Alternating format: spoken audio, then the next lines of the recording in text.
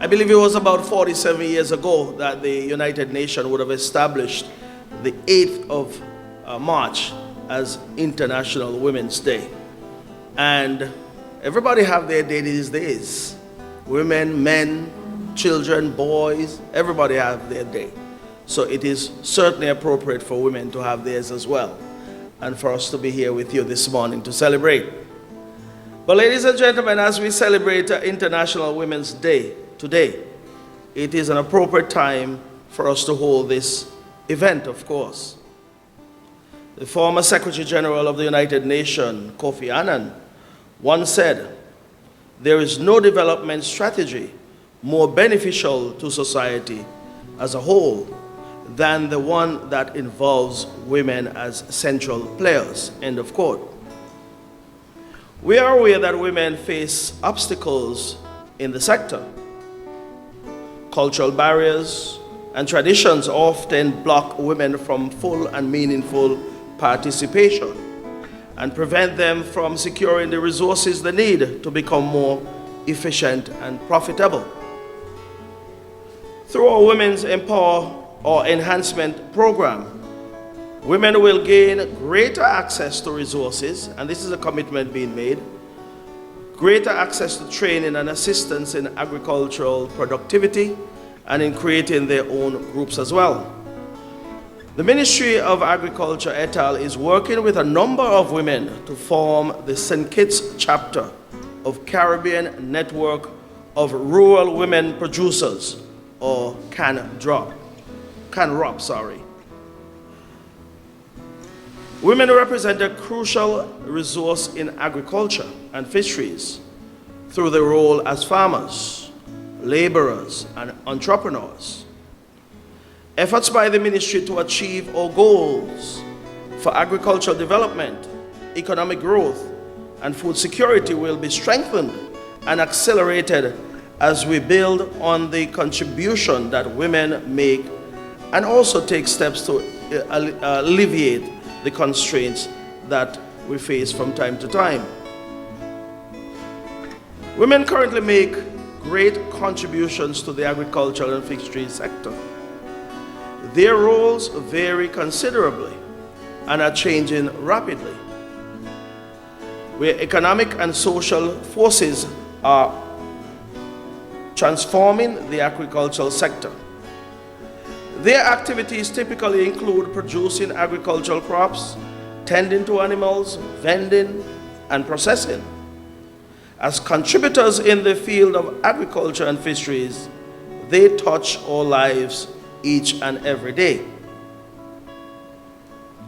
I will say to you, better representation of women in agriculture means more than just an increase in the amount of food produced on women-owned farms or women-owned businesses.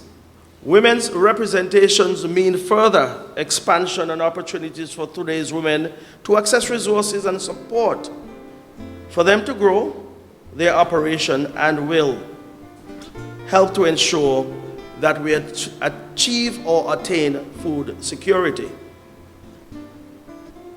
Today's discussion on advancing women in agriculture explicitly recognizes the centrality of women to the sustainability of the sector and our community, making them important contributors to food production and preservation. In enhancing the momentum in agriculture, we will continue to facilitate the involvement of women at all levels and in all segments of the sector. At this point, I'd like to pay special tribute to all our recipients of today's International Women's Day Forum, and to let you know and say to you that food security depends on you as women, but depends on you more importantly as citizens of this our great federation, as we continue to strive towards achieving the goals set out in our sustainable goal, which should be achieved by 2030, that is, 2030, I apologize. How do we do this, you may ask? We have to redouble our efforts and to push for greater commitment and more concrete actions in the sector. We are therefore extending a hand of partnership and support to our women, because in a very real sense, women are the heart of our families and, of course, the heart of our communities. Respecting the basic rights of women is by far the most effective means of fighting hunger and poverty as we seek to achieve sustainability in agriculture.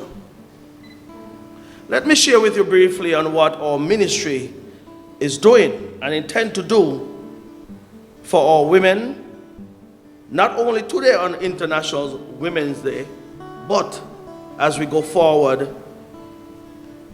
in strengthening food security in the Federation. We will address the land issue for all women in agriculture. That is important. We want to ensure that we are providing all women with that level of security as you have land tenure available to you. We will provide assistance for women to receive the necessary equipment and implements to increase your production. We will provide training